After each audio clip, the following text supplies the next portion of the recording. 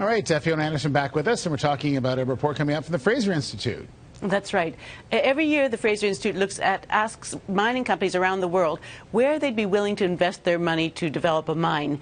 And so that result came out this morning. And the results are interesting, but what is important for British Columbia is they didn't do very well.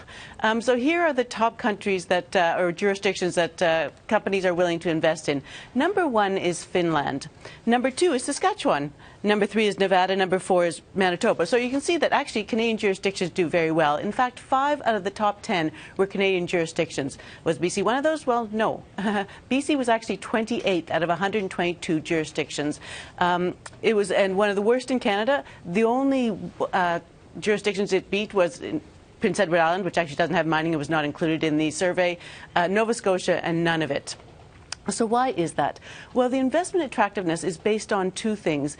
Geology, which we know we actually have good geology in British Columbia as well as elsewhere in Canada, and policy. So that's regulations, attitude toward mining, taxation, things like that. And the Fraser Institute said, with respect to policy, the attitude towards British Columbia was noticeably worse in 2014 than it was before. And in fact, regarding policy, it was the worst in Canada.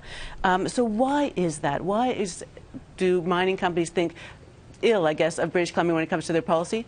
One word: uncertainty. It's uncertainty about land claims, about Aboriginal title. This was fueled this year by the Supreme Court of Canada decision regarding granting Chilcotin Aboriginal title over some of the land that the CECO had hoped to develop for part of its new prosperity.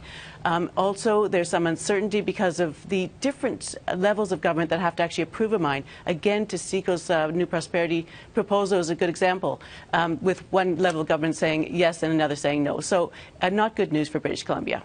Okay, thank you very much for that. If you want some more details, go to BIV.com.